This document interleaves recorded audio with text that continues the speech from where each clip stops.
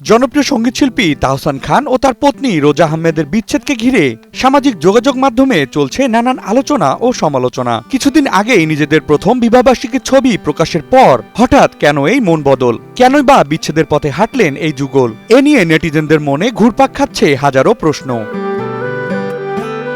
গত বছরের শুরুতেই দ্বিতীয় বিয়ের খবরে ভক্তদের চমকে দিলেও তাহসানের বর্তমানের ভাষ্য বলছে অন্য কথা। জুলাই থেকেই নাকি আলাদা থাকছেন দুজনে। বিচ্ছেদের কারণ স্পষ্ট না করলেও গণমাধ্যমকে তাহসান জানান, ব্যক্তিগত জীবন নিয়ে তিনি কখনোই কথা বলতে চাননি, তবে বর্তমানে যা পরিস্থিতি না জানিয়ে উপায় নেই। এ বিষয়ে বিস্তারিত পরে জানানোর আশ্বাস দেন তিনি। তবে থেমে নেই ভক্ত ও নেটিজেনদের যুক্তিখণ্ডন।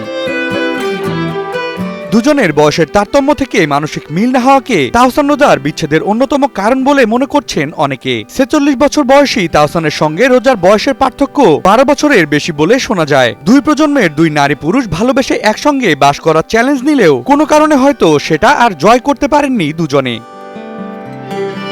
সবচেয়ে মজবুত কারণ হিসেবে সবিজে উড়ে বেড়াচ্ছে আরেকটি গুঞ্জন। তাহসানের ঘনিষ্ঠ কিছু সূত্রের মতে মেয়ে আইরা তাহরিম খানের জন্যই বিচ্ছেদের সিদ্ধান্ত নিয়েছেন তিনি। কারণ আইরাকে কেন্দ্র করে মিথিলার সাথে যোগাযোগ মেনে নিতে পারছিলেন না রোজা আহমেদ, ফলে সম্পর্কে টানাপোড়েনের জেরে বিচ্ছেদের পথে হাঁটছেন তাহসান। অন্যদিকে তাহসান ব্যক্তিগত জীবন নিয়ে বরাবরই থাকেন আলোচনার কেন্দ্রে। সামাজিক যোগাযোগ মাধ্যমে গুঞ্জন ও অপ্রয়োজনীয় ব্যাখ্যা এসব বিষয় অনেক সময় সম্পর্কের উপর মানসিক চাপ তৈরি করে। এক্ষেত্রে রোজার সঙ্গে চিন্তাবোধ এবং ভবিষ্যৎ পরিকল্পনার সামঞ্জস্য না হওয়ায় দুজনের সম্পর্কে ফাটল ধরতে পারে বলে মনে করেন অনেকেই। আবার অনেকের ধারণা, দুজনের আলাদা প্রফেশন এবং ক্যারিয়ার দিকে সময় দিতে গিয়ে দীর্ঘ সময় ধরে আলাদা দেশে থাকায় দম্পতিদের মানসিক সম্পর্কে দূরত্ব তৈরি হওয়া অস্বাভাবিক কিছু নয়।